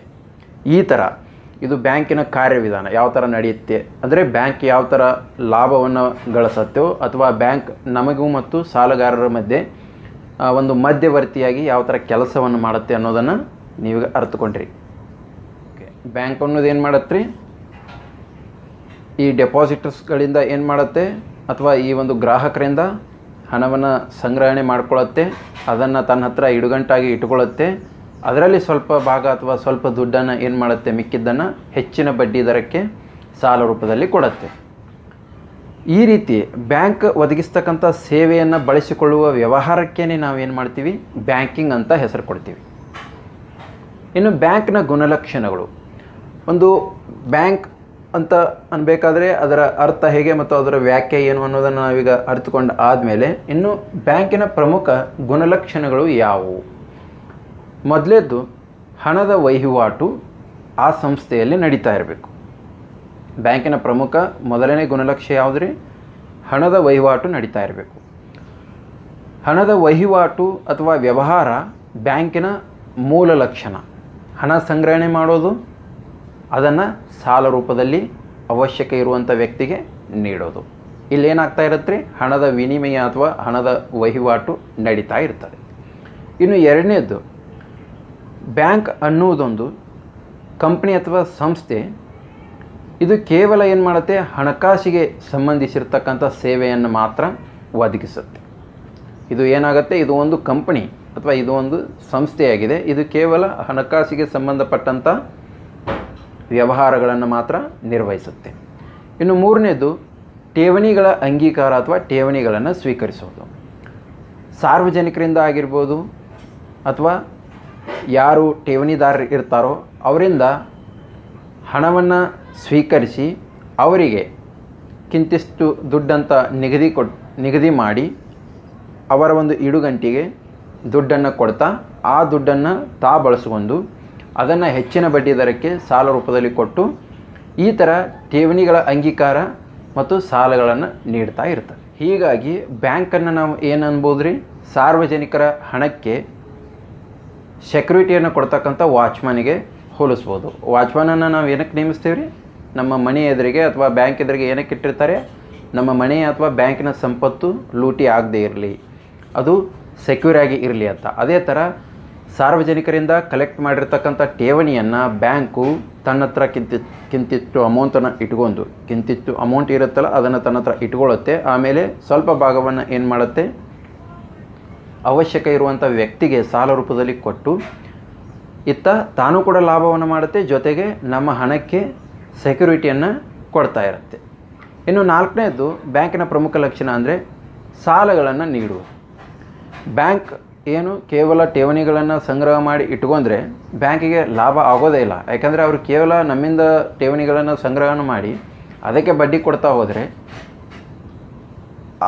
ಅವರು ಯಾವ ಥರ ಲಾಭ ಮಾಡಲಿಕ್ಕೆ ಸಾಧ್ಯ ಇಲ್ವಲ್ಲ. ಸೊ ಹೀಗಾಗಿ ನಮ್ಮಿಂದ ಹಣವನ್ನು ಕಲೆಕ್ಟ್ ಮಾಡ್ಕೊಂಡಂಥ ಹಣಕ್ಕೆ ಸ್ವಲ್ಪ ದುಡ್ಡನ್ನು ಏನು ಬಡ್ಡಿ ರೂಪದಲ್ಲಿ ಕೊಟ್ಟು ಹೆಚ್ಚಿನ ಬಡ್ಡಿಗೆ ಅಥವಾ ಹೆಚ್ಚಿನ ಹಣದ ಲಾಭಕ್ಕಾಗಿ ಅವರು ಸಾಲಗಳನ್ನು ನೀಡಲೇಬೇಕು. ಅದು ಬ್ಯಾಂಕಿಗೆ ಅನಿವಾರ್ಯ ಕೂಡ. ಹೀಗಾಗಿ ಬ್ಯಾಂಕ್ ಅಂತ ಅನಿಸ್ಕೋಬೇಕಾದ್ರೆ ಅದು ತಾನು ಸಂಗ್ರಹಣ ಮಾಡಿರ್ತಕ್ಕಂಥ ಠೇವಣಿಗಳನ್ನು ಅಥವಾ ಹಣವನ್ನು ಅವಶ್ಯಕ ಇರುವಂಥ ವ್ಯಕ್ತಿಗೆ ನೀಡಿ ಅವರಿಂದ ಏನು ಮಾಡುತ್ತೆ, ಹೆಚ್ಚಿನ ಬಡ್ಡಿಯನ್ನು ಪಡೆದು ತನ್ನ ಉದ್ದೇಶವನ್ನು ಈಡೇರಿಸಿಕೊಳ್ಳುತ್ತೆ. ಇನ್ನು ಐದನೇದು ಪಾವತಿ ಹಣವನ್ನು ವರಮಾನು ಮಾಡುವುದು. ಅಂದರೆ ಖಾತೆದಾರರು ತಮಗೆ ಅವಶ್ಯಕವಾದಂಥ ತಮ್ಮ ಹಣವನ್ನು ಬ್ಯಾಂಕ್ನಲ್ಲಿ ಹಿಂಪಡೀಲಿಕ್ಕೆ ಬರ್ತಾರೆ. ಈಗ ನಮಗೆ ಅವಶ್ಯಕ ಇರದೇ ಇದ್ದಾಗ ಅಥವಾ ನಮ್ಮ ಹತ್ರ ಹಣ ಮಿಕ್ಕಿದಾಗ ನಾವು ಬ್ಯಾಂಕಲ್ಲಿ ಹೋಗಿ ಒಂದು ಸೇವಿಂಗ್ಸ್ ಅಕೌಂಟಲ್ಲೋ ಅಥವಾ ಒಂದು ಕರೆಂಟ್ ಅಕೌಂಟಲ್ಲೋ ಅಥವಾ ಎಫ್ ಡಿನಲ್ಲೋ ಜಮೆ ಮಾಡುತ್ತೇವೆ. ಯಾವಾಗ ನಮಗೆ ಅವಶ್ಯಕತೆ ಬರುತ್ತೋ, ಫೈನಾನ್ಷಿಯಲ್ ಏನು ಒಂದು ನಮಗೆ ಕೊರತೆ ಉಂಟಾಗುತ್ತೋ ಆಗ ನಾವು ಬ್ಯಾಂಕ್ ಹತ್ರ ಹೋಗಬೇಕಲ್ಲ. ಆಗ ಏನು ಮಾಡುತ್ತೆ ಬ್ಯಾಂಕು, ನಾವು ಕೊಟ್ಟಂಥ ಹಣಕ್ಕೆ ಪಾಸ್ಬುಕ್ಕೋ ಅಥವಾ ಇನ್ಯಾವುದೋ ಒಂದು ಶ್ಯೂರಿಟಿ ಪತ್ರವನ್ನು ಕೊಟ್ಟಿರುತ್ತೆ. ಅದರ ಪ್ರಕಾರ ಏನು ಮಾಡುತ್ತೆ, ನಮ್ಮ ಹಣವನ್ನು ನಮಗೆ ಅದು ರಿಟರ್ನ್ ಮಾಡುತ್ತೆ. ಹೀಗಾಗಿ ಪಾವತಿ ಹಣವನ್ನು ಏನು ಅದು ವಹಿವಾಟು ಮಾಡೋದು ಕೂಡ ಏನು ಬ್ಯಾಂಕಿನ ಒಂದು ಲಕ್ಷಣ. ಇನ್ನು ಆರನೇದು ಬ್ಯಾಂಕ್ ಒಂದು ಏಜೆಂಟ್ ಥರ ಅಥವಾ ಮಧ್ಯವರ್ತಿ ಥರ ಕೆಲಸ ಮಾಡುತ್ತೆ. ಈಗಾಗಲೇ ಹೇಳಿದ್ದೀನಲ್ಲ, ಗ್ರಾಹಕರು ಅಥವಾ ಸಾರ್ವಜನಿಕರಿಂದ ಹಣವನ್ನು ಸಂಗ್ರಹಣೆ ಮಾಡುತ್ತೆ. ಆಮೇಲೆ ಅವಶ್ಯಕ ಇರುವಂಥ ವ್ಯಕ್ತಿಗೆ ಸಾಲದ ರೂಪದಲ್ಲಿ ಹಣವನ್ನು ಕೊಟ್ಟು ಬ್ಯಾಂಕ್ ಏನು ಮಾಡುತ್ತೆ, ನಾವು ಮತ್ತು ಸಾಲಗಾರರ ಮಧ್ಯೆ ಅಂದರೆ ಗ್ರಾಹಕರು ಮತ್ತು ಸಾಲಗಾರರ ಮಧ್ಯೆ ಒಂದು ಮಧ್ಯವರ್ತಿ ಅಥವಾ ಏಜೆಂಟ್ನ ಥರ ಕೆಲಸವನ್ನು ಮಾಡುತ್ತೆ. ಇನ್ನು ಏಳನೇದು ಲಾಭ ಮತ್ತು ಸೇವೆ ನೀಡ್ತಕ್ಕಂಥ ಸಂಸ್ಥೆಯಾಗಿದೆ. ಬ್ಯಾಂಕು ಜನರಿಂದ ಸಂಗ್ರಹ ಮಾಡಿರ್ತಕ್ಕಂಥ ಠೇವಣಿಗಳ ಮೇಲೆ ಬಡ್ಡಿಯನ್ನು ಕೊಡುತ್ತೆ. ಈಗ ಬ್ಯಾಂಕಲ್ಲಿ 100 ರೂಪಾಯಿಯನ್ನು ನೀವು ಇಟ್ಟರೆ, ಸೇವಿಂಗ್ಸ್ ಅಕೌಂಟಲ್ಲಿ ಇಟ್ಟಿದ್ರೆ ಸುಮಾರು ₹2.75 ₹3 ಪೋಸ್ಟ್ ಆಫೀಸಲ್ಲಿ ಇಟ್ಟರೆ ₹4 ನಿಮಗೆ ಪ್ರತಿ ವರ್ಷ ಏನಾಗ್ತಾ ಇರುತ್ತೆ, ಅದು ದುಡ್ಡು ಬೆಳೀತಾ ಹೋಗುತ್ತೆ. ಅದನ್ನು ನೀವು ಎಫ್ ಡಿ ಮಾಡಿದರೆ ಅಥವಾ ಆರ್ ಡಿ ಮಾಡಿದರೆ ಹೆಚ್ಚಿನ ಬಡ್ಡಿ ನಿಮಗೆ ಸಿಗುತ್ತೆ. ಸುಮಾರು ₹4 ₹6ವರೆಗೂ ಕೂಡ ನೀವು ಬಡ್ಡಿಯನ್ನು ಪಡಿಬೋದು. ಈಗ ಏನು ಮಾಡ್ತಾ ಇರುತ್ತೆ ಈ ಥರ ಬ್ಯಾಂಕು, ನಾವು ಇಟ್ಟಂಥ ದುಡ್ಡಿಗೆ ಸ್ವಲ್ಪ ಅಮೌಂಟನ್ನು ಏನು ಮಾಡುತ್ತೆ, ಲಾಭದ ರೂಪದಲ್ಲಿ ಕೊಡುತ್ತೆ, ಜೊತೆಗೆ ಸೇವೆಯನ್ನು ಕೂಡ ಕೊಡುತ್ತೆ. ಸೇವೆಯನ್ನು ಕೊಡೋದಂದರೆ ಯಾವ ಥರ, ಈಗ ನಾವಿಟ್ಟಂಥ ದುಡ್ಡನ್ನು ನಮಗೆ ಅನಿವಾರ್ಯತೆ ಇದ್ದಾಗ ಅದನ್ನು ವಾಪಸ್ ಕೊಡೋದಾಗಿರ್ಬೋದು, ಅಥವಾ ನಮ್ಮಿಂದ ಠೇವಣಿಯನ್ನು ಕಲೆಕ್ಟ್ ಮಾಡಿಕೊಂಡು ಅದಕ್ಕೆ ಹೆಚ್ಚಿನ ಬಡ್ಡಿಯನ್ನು ಕೊಟ್ಟು ನಮಗೆ ಒಂದು ಆರ್ಥಿಕ ಶಕ್ತಿಯನ್ನು ಕೊಡೋದಾಗಿರ್ಬೋದು. ಇದೆಲ್ಲ ಏನು ರೀ, ಬ್ಯಾಂಕು ತನಗೂ ಲಾಭ ನಮಗೂ ಲಾಭ, ಜೊತೆಗೆ ಸೇವೆಯ ಒಂದು ಉದ್ದೇಶವನ್ನು ಹೊಂದಿ ಮಾಡ್ತಕ್ಕಂಥ ಕೆಲಸ ಇದು. ಇನ್ನು ಬ್ಯಾಂಕಿನ ಇನ್ನೊಂದು ಅಥವಾ 8ನೇ ಪ್ರಮುಖವಾದಂಥ ಒಂದು ಲಕ್ಷಣ ಏನಂದರೆ, ಬ್ಯಾಂಕ್ ಅನ್ನುವಂಥದ್ದು ನಿರಂತರ ವಿಸ್ತರಣಾ ಕಾರ್ಯಗತಿಯನ್ನು ಹೊಂದಿರಬೇಕು. ಬ್ಯಾಂಕುಗಳು ಏನು ಮಾಡ್ತಾ ಇರ್ತವೆ, ನಿರಂತರವಾಗಿ ತಮ್ಮ ಕಾರ್ಯಕ್ಷೇತ್ರವನ್ನು ಅಥವಾ ಸೇವಾ ಕ್ಷೇತ್ರದ ವ್ಯಾಪ್ತಿಯನ್ನು ವಿಸ್ತರಿಸ್ತಾ ಹೋಗ್ತಿರ್ತವೆ. ಅಂದರೆ ಈ ಉದಾಹರಣೆಗೆ ಹೇಳಬೇಕಂದ್ರೆ, ನಾವಿಂದ ಅನೇಕ ಬ್ಯಾಂಕ್ಗಳನ್ನು ಏನು ನಮ್ಮ ಸುತ್ತಮುತ್ತ ನೋಡ್ತೀವಿ. ಹಿಂದೆ SBI ಅನ್ನುವಂಥದ್ದು ಏನು ರೀ, ಈಗ ಸಾರ್ವಜನಿಕ ವಲಯದ ಅತ್ಯಂತ ಬೃಹತ್ ಬ್ಯಾಂಕ್. SBI ಅನ್ನುವಂಥದ್ದು ಕಲ್ಕತ್ತಾದಲ್ಲಿ ಸುಮಾರು 1906ರಲ್ಲಿ ಸ್ಥಾಪನೆಯಾಗಿ ತನ್ನ ಕಾರ್ಯಕ್ಷೇತ್ರವನ್ನು ವಿಸ್ತರಣೆ ಮಾಡ್ತಾ ಮೊದಲು ಏನು SBI ಕೇವಲ ಕಲ್ಕತ್ತಾಕ್ಕೆ ಮಾತ್ರ ಮೀಸಲಾಗಿತ್ತು. ಯಾವಾಗ 1906ರಲ್ಲಿ ಅದು ಸ್ಥಾಪನೆಯಾದಂಥ ಸಂದರ್ಭದಲ್ಲಿ. ಆದರೆ ತನ್ನ ಕಾರ್ಯಕ್ಷೇತ್ರವನ್ನು ಪ್ರತಿದಿನ ಪ್ರತಿ ವರ್ಷ ವಿಸ್ತರಿಸ್ತಾ ಸಾಗಿ ಇವತ್ತು SBI ಬ್ಯಾಂಕಿನ ಪ್ರತಿಯೊಂದು ಬ್ರ್ಯಾಂಚು, ಪ್ರತಿಯೊಂದು ಹಳ್ಳಿ, ಪ್ರತಿಯೊಂದು ಪಟ್ಟಣದಲ್ಲಿಯೂ ಕೂಡ ನಾವು ಇವತ್ತು ನಮ್ಮ ಅಕ್ಕಪಕ್ಕದಲ್ಲಿ ನೋಡ್ತೇವೆ. ಅದೇ ಥರ ಇನ್ನು ಕರ್ನಾಟಕದ ಕಡಲ ತೀರದ ಇನ್ನೊಂದು ಬ್ಯಾಂಕ್, ಬೃಹತ್ ಬ್ಯಾಂಕ್ ಯಾವುದೇ ಈಗ ಸದ್ಯ 2ನೇ ಬ್ಯಾಂಕ್ ಅಂದರೆ ಅಥವಾ 3ನೇ ಒಂದು ಬೃಹತ್ ಬ್ಯಾಂಕ್ ಅಂದರೆ ಕೆನರಾ ಬ್ಯಾಂಕ್. ಇದು ನಮ್ಮ ಕರ್ನಾಟಕದ ಒಂದು ಬ್ಯಾಂಕು. ಇದು ಕೂಡ ಇವತ್ತು ತನ್ನ ಕಾರ್ಯಕ್ಷೇತ್ರವನ್ನು ವಿಸ್ತರಿಸಿಕೊಳ್ತಾ ಕರ್ನಾಟಕದ ಎಲ್ಲೆಯನ್ನು ಮೀರಿ ಇವತ್ತು ದೇಶಾದ್ಯಂತ ಅತ್ಯಂತ ಬೃಹತ್ ಬ್ಯಾಂಕಾಗಿ ಹೆಸರನ್ನು ಮಾಡೋದಲ್ಲದೆ ವಿದೇಶಗಳಲ್ಲಿಯೂ ಕೂಡ ಇವೆರಡು ಬ್ಯಾಂಕ್ಗಳು, ಯಾವುದು SBI ಮತ್ತು ಕೆನರಾ ಬ್ಯಾಂಕು, ಇನ್ನೂ ಸುಮಾರು ಬ್ಯಾಂಕ್ಗಳಿದ್ದಾವೆ. ಇವೇನು ಮಾಡಿವೆ, ವಿದೇಶದಲ್ಲಿಯೂ ಕೂಡ ತಮ್ಮ ಸೇವೆಯನ್ನು ಗ್ರಾಹಕರಿಗೆ ನೀಡ್ತಾ ಇದ್ದಾವೆ. ಈ ಥರ ಏನು ಮಾಡುತ್ತೆ, ಪ್ರತಿಯೊಂದು ಬ್ಯಾಂಕು ಅದು ನಿಂತ ನೀರಿನ ಥರ ಇರೋದಿಲ್ಲ, ತನ್ನ ಕಾರ್ಯಕ್ಷೇತ್ರವನ್ನು ದಿನದಿಂದ ದಿನಕ್ಕೆ ವಿಸ್ತರಿಸಿಕೊಳ್ತಾ ಹೋಗುತ್ತೆ. ಅಂದಾಗ ಮಾತ್ರ ಅದು ಬ್ಯಾಂಕ್ ಅಂತ ಅನಿಸ್ಕೊಳ್ಳಿಕ್ಕೆ ಸಾಧ್ಯ. ಇನ್ನು 9ನೇದು ಸಂಪರ್ಕ ಸೇತುವೆಯಾಗಿ ಕೆಲಸ ಮಾಡುತ್ತೆ. ಬ್ಯಾಂಕ್ ಠೇವಣಿದಾರರಿಗೆ ಮತ್ತು ಸಾಲಗಾರರ ಮಧ್ಯೆ ಸಂಪರ್ಕವನ್ನು ಕಲ್ಪಿಸುತ್ತೆ. ಅಂದರೆ ಠೇವಣಿದಾರರು ಯಾರಂತ ಸಾಲಗಾರರಿಗೆ ಗೊತ್ತಿರೋದಿಲ್ಲ, ಸಾಲಗಾರರು ಯಾರಂತ ನಾವು ಠೇವಣಿದಾರರು ಅಥವಾ ಗ್ರಾಹಕರಿಗೆ ಗೊತ್ತಿರೋದಿಲ್ಲ. ಆದರೆ ಬ್ಯಾಂಕಿಗೆ ಗೊತ್ತಿರುತ್ತೆ, ಯಾರು ನನ್ನ ಹತ್ರ ಡೆಪಾಸಿಟನ್ನು ಮಾಡಿದ್ದಾರೆ, ಯಾರು ನನ್ನ ಹತ್ರ ಕ್ರೆಡಿಟ್ ಅಥವಾ ಸಾಲವನ್ನು ತೊಗೊಂಡಿದ್ದಾರೆ ಅಂತ.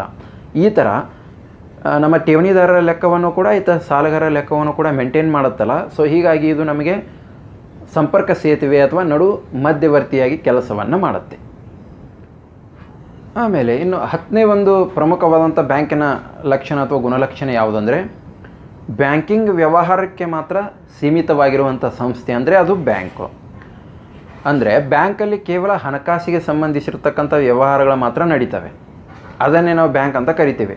ಅದನ್ನು ಬಿಟ್ಟು ನೀವು ಬ್ಯಾಂಕಲ್ಲಿ ಹೋಗಿ ದಿನಸಿ ಸಾಮಗ್ರಿ ಕೊಡಿ, ತರಕಾರಿ ಕೊಡಿ, ಹಾಲು ಕೊಡಿ, ಇವೆಲ್ಲ ಸಿಗ್ತವೆ, ಅಲ್ಲಿ ಸಿಗೋದಿಲ್ಲ. ಯಾಕಂದರೆ ಇವ್ಯಾವು ಹಣಕಾಸಿನ ವ್ಯವಹಾರಗಳು ಅಲ್ಲ. ಅದು ಕೇವಲ ಏನು ಹಣಕಾಸಿನ ವ್ಯವಹಾರ ಅಥವಾ ಸೇವೆಯನ್ನು ಮಾತ್ರ ನೀಡ್ತಕ್ಕಂಥ ಸಂಸ್ಥೆ. ಹೀಗಾಗಿ ಬ್ಯಾಂಕಿಂಗ್ ವ್ಯವಹಾರಕ್ಕೆ ಮಾತ್ರ ಸೀಮಿತವಾದಂಥ ಸಂಸ್ಥೆಯನ್ನು ನಾವೇನಂತೀವಿ ರೀ, ಬ್ಯಾಂಕ್ ಅಂತ ಕರಿತೀವಿ. ಇನ್ನು 11ನೇದು ಅಥವಾ ಕೊನೆಯದು, ಬ್ಯಾಂಕಿಗೆ ಹೆಸರಿನ ಗುರುತು ಇರಬೇಕಾಗ್ತದೆ. ಯಾವುದೇ ಒಂದು ಬ್ಯಾಂಕ್ ಅಂತ ನೀವು ತೆಗೆದುಕೊಂಡ್ರೆ ಅದಕ್ಕೆ ಬ್ಯಾಂಕ್ ಅನ್ನುವಂಥ ಹೆಸರು ಜೋಡಣೆಯಾಗಿರಬೇಕು. ಈಗ ಉದಾಹರಣೆಗೆ ಸ್ಟೇಟ್ ಬ್ಯಾಂಕ್ ಆಫ್ ಇಂಡಿಯಾ ಅಂತ ಕರಿತೇವೆ. ಸೊ ಸ್ಟೇಟ್ ಬ್ಯಾಂಕ್ ಅಂತ ಇಲ್ಲಿ ಏನಿದೆ ರೀ, ಇಲ್ಲಿ ಮೆನ್ಷನ್ ಇದೆ. ಆಮೇಲೆ ICICI ಬ್ಯಾಂಕ್, ಇದು ಒಂದು ಸಾರ್ವಜನಿಕ, ಇದು ಖಾಸಗಿ ಆದಂಥ ಒಂದು ಬ್ಯಾಂಕು, ICICI ಬ್ಯಾಂಕ್ ಅಂತ ಕರಿತೇವೆ. ಆಮೇಲೆ DBS ಬ್ಯಾಂಕ್ ಅಂತ ಕರಿತೇವೆ. ಇನ್ನು ಕರ್ನಾಟಕದ್ದು ಕೆನರಾ ಬ್ಯಾಂಕು, ಆಮೇಲೆ ಕರ್ನಾಟಕ ಇಟ್ಸೆಲ್ಫ್ ಕರ್ನಾಟಕ ಬ್ಯಾಂಕು. ಇಲ್ಲಿ ಬ್ಯಾಂಕ್ ಅನ್ನುವಂಥ ಪದ ಏನಾಗಿದೆ, ಈ ಪ್ರತಿಯೊಂದು ಬ್ಯಾಂಕ್ ಅನ್ನುವಂಥ ಪದ ಈ ಪ್ರತಿಯೊಂದು ಬ್ಯಾಂಕಿನ ಮುಂದೆ ಆ್ಯಡ್ ಆಗಿರಬೇಕು, ಅಥವಾ ಆ ಹೆಸರಿನಿಂದ ಅದು ಪ್ರತಿಯೊಂದು ಸಂಸ್ಥೆ ಅಥವಾ ಹಣಕಾಸಿನ ಸಂಸ್ಥೆ ಬ್ಯಾಂಕ್ ಅಂತ ಅನಿಸ್ಕೋಬೇಕಾದ್ರೆ ಈ ಬ್ಯಾಂಕ್ ಅನ್ನುವಂಥ ಹೆಸರಿನಿಂದ ಏನಾಗಿರ್ತಾ ಇರ್ಬೇಕು ರೀ, ಗುರುತಿಸಲ್ಪಡ್ತಾ ಇರಬೇಕು. ಇವಿಷ್ಟೇನು ಈ 11 ಲಕ್ಷಣಗಳು ಒಂದು ಹಣಕಾಸಿನ ಸಂಸ್ಥೆ ಬ್ಯಾಂಕ್ ಅಂತ ಅನಿಸ್ಕೋಬೇಕಾದ್ರೆ ಈ ಎಲ್ಲ ಗುಣಲಕ್ಷಣಗಳನ್ನು ಹೊಂದಿರಲೇಬೇಕು. ಇನ್ನು ಬ್ಯಾಂಕಿನ ಕಾರ್ಯಗಳು ಅಥವಾ ಕಾರ್ಯವಿಧಾನ ಯಾವ ಥರ ನಡೆಯುತ್ತೆ. ಮೊದಲೇದ್ದು ಸಾರ್ವಜನಿಕರಿಂದ ಠೇವಣಿಯನ್ನು ಸಂಗ್ರಹಿಸುವುದು. ಇದು ಏನ್ರಿ, ಬ್ಯಾಂಕಿನ ಮೊದಲ ಮತ್ತು ಆದ್ಯ ಕರ್ತವ್ಯ. ಇನ್ನು 2ನೇದ್ದು ಮರಳಿ ಸಾರ್ವಜನಿಕರಿಂದ ಅಥವಾ ಸಂಘ ಸಂಸ್ಥೆಗಳಿಗೆ ಸಾಲವನ್ನು ನೀಡೋದು. ದುಡ್ಡನ್ನು ಸಂಗ್ರಹಣೆ ಮಾಡಿ ಬಿಟ್ಟರೆ ಹೋಗಲಿಲ್ಲ, ಆ ಠೇವಣಿ ರೂಪದಲ್ಲಿ ಸಂಗ್ರಹಿಸಿರ್ತಕ್ಕಂಥ ದುಡ್ಡನ್ನು ಮರಳಿ ಸಾರ್ವಜನಿಕರಿಗೆ ಅಥವಾ ಅವಶ್ಯಕ ಇರುವವರಿಗೆ, ಇಲ್ಲ ಉದ್ಯಮಪತಿಗಳಿಗೆ, ಅಥವಾ ಕೆಲವೊಮ್ಮೆ ಸರ್ಕಾರಕ್ಕೆ ಕೂಡ ಏನು ಮಾಡುತ್ತೆ, ಅದು ಮರಳಿ ಸಾಲ ರೂಪದಲ್ಲಿ ಹಣವನ್ನು ಕೊಡುತ್ತೆ. ಇನ್ನು 3ನೇದು ಹಣದ ವರ್ಗಾವಣೆ, ಅಂದರೆ ಖಾತೆಯಿಂದ ಖಾತೆಗೆ ಆಗಿರ್ಬೋದು, ಅದು ಏನು ಚೆಕ್ ಮೂಲಕ ಆಗಿರ್ಬೋದು, ಇಲ್ಲ DD ಮೂಲಕ ಆಗಿರ್ಬೋದು. ಏನು ಮಾಡುತ್ತೆ, ಹಣವನ್ನು ಒಂದು ಖಾತೆಯಿಂದ ಇನ್ನೊಂದು ಖಾತೆಗೆ ಜಮೆ ಮಾಡೋದು ಅಥವಾ ಅದನ್ನು ಖಾತೆಯಿಂದ ಖಾತೆಗೆ ವರ್ಗಾವಣೆ ಮಾಡ್ತಕ್ಕಂಥದ್ದು ಬ್ಯಾಂಕಿನ ಒಂದು ಕರ್ತವ್ಯ.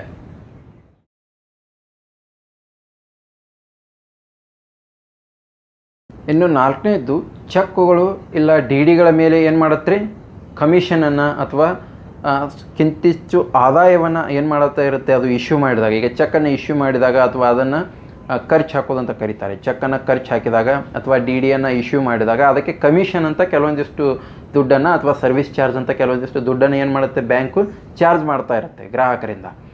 ಸೊ ಈ ಥರ ಏನು ಮಾಡುತ್ತೆ, ಚೆಕ್ ಮತ್ತು DDಗಳನ್ನು ಅದು ಬಟೆವಾಡಿ ಮಾಡಿ ಅದರ ಮೂಲಕನೂ ಕೂಡ ಕಿಂಚಿತ್ತು ಅಮೌಂಟನ್ನು ಅಥವಾ ಹಣವನ್ನು ಏನು ಮಾಡುತ್ತಾ ಇರುತ್ತೆ, ಲಾಭವನ್ನು ಮಾಡ್ಕೋತಾ ಇರುತ್ತೆ. ಇನ್ನು 5ನೇದ್ದು DDಗಳನ್ನು ಸಂಬಂಧಪಟ್ಟಂಥ ವ್ಯಕ್ತಿಗೆ ತಲುಪಿಸುವುದು. ಈಗ ಕೇವಲ ಬರೀ ನೀವು ಯಾವುದೋ ಒಂದು ಸಂಸ್ಥೆ ಅಥವಾ ಯಾವುದೋ ಒಂದು ವ್ಯಕ್ತಿ ಹೆಸರಿಗೆ ಈಗ ಗ್ರಾಹಕರಾಗಿ ನೀವು ಬ್ಯಾಂಕಿಗೆ ಹೋಗಿ DDಯನ್ನು ಖರೀದಿ ಮಾಡ್ತೀರಾ. ಸೊ ಅದು DDಯನ್ನು ಖರೀದಿ ಮಾಡಿ ತನ್ನ ಹತ್ರ ಇಟ್ಕೊಂಡ್ಬಿಟ್ರೆ ಆ ಕೆಲಸ ಮುಗಿಯೋದಿಲ್ಲ. ಅದು ಸಂಬಂಧಪಟ್ಟಂಥ ವ್ಯಕ್ತಿ ಅಥವಾ ಸಂಸ್ಥೆಗೆ ಹೋಗಿ ತಲುಪಿಸ್ತಕ್ಕಂಥ ಜವಾಬ್ದಾರಿ ಏನಿರುತ್ತೆ ಅದು ಬ್ಯಾಂಕಿನ ಜವಾಬ್ದಾರಿ. ಹೀಗಾಗಿ ಟಿ ಡಿಗಳನ್ನು ಸಂಬಂಧಪಟ್ಟಂಥ ವ್ಯಕ್ತಿಗೆ ತಲುಪಿಸ್ತಕ್ಕಂಥ ಕೆಲಸವನ್ನು ಬ್ಯಾಂಕ್ ಮಾಡುತ್ತೆ. ಇನ್ನು 6ನೇದು ನೀವು ಕೇಳಿರ್ಬೋದು, ಲಾಕರ್ಸ್ ಫೆಸಿಲಿಟಿ ಅಥವಾ ಭದ್ರತಾ ಕಪಾಟು ಅಥವಾ ಕೊಠಡಿಗಳನ್ನು ಏನು ಮಾಡುತ್ತೆ, ಬಾಡಿಗೆ ರೂಪದಲ್ಲಿ ನೀಡುತ್ತೆ. ಯಾಕಂದರೆ ಈಗ ಗ್ರಾಹಕರು ಅಥವಾ ಸಾರ್ವಜನಿಕರು ಏನು ಮಾಡ್ತಾರೆ, ತಮ್ಮಲ್ಲಿರ್ತಕ್ಕಂಥ ವ್ಯಾಲ್ಯೂಯಬಲ್ ಥಿಂಗ್ಸ್ಗಳನ್ನು ಅಥವಾ ಕಾಗದ ಪತ್ರಗಳನ್ನು ಅಥವಾ ಇನ್ನೂ ಕೆಲವೊಂದಿಷ್ಟು ಏನು ಬೆಲೆ ಬಾಳತಕ್ಕಂಥ ಈ ಮೌಲ್ಯಯುತವಾದಂಥ ವಸ್ತುಗಳನ್ನು ಏನು ಮಾಡ್ತಾರೆ, ಸರಕು ಅಥವಾ ಕಾಗದ ಪತ್ರಗಳನ್ನು ಬ್ಯಾಂಕಲ್ಲಿ ಸೆಕ್ಯೂರಿಟಿ ಸಲುವಾಗಿ ಡೆಪಾಸಿಟ್ ಮಾಡಲಿಕ್ಕೆ ಇಡ್ತಾರೆ. ಸೊ ಆಗ ಏನು ಮಾಡುತ್ತೆ, ಈ ಬ್ಯಾಂಕು ಲಾಕರ್ಗಳನ್ನು ಅಥವಾ ಭದ್ರತಾ ಕಪಾಟಗಳಂತ ಕನ್ನಡದಲ್ಲಿ ಕರಿತೇವೆ, ಅವುಗಳನ್ನು ಬಾಡಿಗೆ ರೂಪದಲ್ಲಿ ಕಿಂಚಿಷ್ಟು ಅಮೌಂಟನ್ನು ಡೆಪಾಸಿಟಾಗಿ ಇಟ್ಕೊಳ್ಳುತ್ತೆ ಸೆಕ್ಯೂರಿಟಿ ಸಲುವಾಗಿ. ಆಮೇಲೆ ಅದಕ್ಕೆ ಬಾಡಿಗೆ ಅಥವಾ ರೆಂಟನ್ನು ಚಾರ್ಜ್ ಮಾಡುತ್ತೆ. ಈ ಥರ ಅದರಿಂದನೂ ಕೂಡ ಏನು ಮಾಡುತ್ತೆ, ಬ್ಯಾಂಕು ಲಾಭವನ್ನು ಪಡೆಯುತ್ತೆ. ಇನ್ನು 7ನೇದು ವಿದೇಶಿ ವಿನಿಮಯ ವ್ಯವಹಾರದ ನಿರ್ವಹಣೆ.